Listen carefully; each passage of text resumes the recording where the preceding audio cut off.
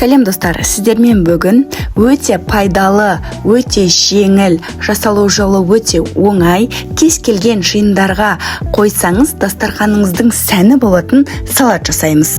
Бізге керекті ингредиенттер: тұздалған қияр, балғын қызанақ, консервадағы тұздалған саңырауқұлақ, пияз, піскен ет және де укроп керек болады.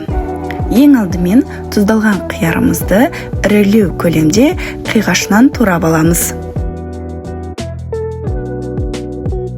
Балғын қызанағымызды да видеода көрсетілгендей ірілеу көлемде қиғаштау қылып турап аламыз. Достар, салаттың ингредиенттерін бірдей көлемде қылып турайтын болсаңыздар, салаттарыңыз өте әдемі көрінеді.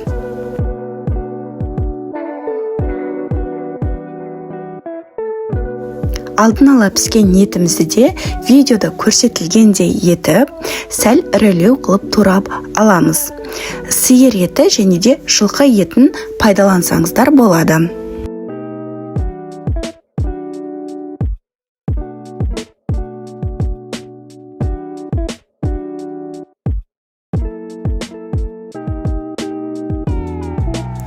Пиязымызды да видеода көрсетілгендей етіп турап аламыз. Негізінде қызыл пияз болса, салаттарыңыз өте дәмді, әдемі көрінеді. Мен қарапайым ақ пияздан қолдандым. Сіздер де ақ пияздан қолдансаңыздар болады. Ал енді укробымызды да видеода көрсетілгендей етіп, сәл ірілеу етіп турап аламыз. Барлығын бір ыдысқа салып, үстінен тұздалған консервадағы орташа көлемдегі саңырауқұлағымызды да саламыз. 2 ас қасық оливке майын қосамыз. Егер оливке май болмаса, иісі жоқ, сұйық май қоссаңыздар болады.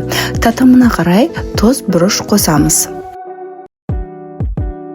Салатымызды жақсылап араластырамыз. Осылай жақсылап араластырып аламыз.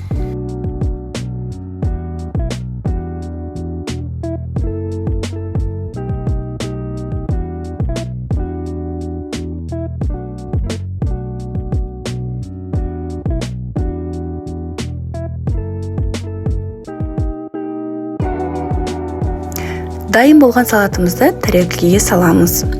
Осы мен етпен жасалатын өте жеңіл, өте пайдалы, асқазанға пайдасы зор және де кез келген той жиынға қойсаңыз дастарханыңыздың сәні болатын етпен жасалған салатымыз дайын болды. Сіздермен болған мен Назерке. Егер видео сіздерге ұнаған болса, тіркеліп, пікір жазып, лайк басыңыздар.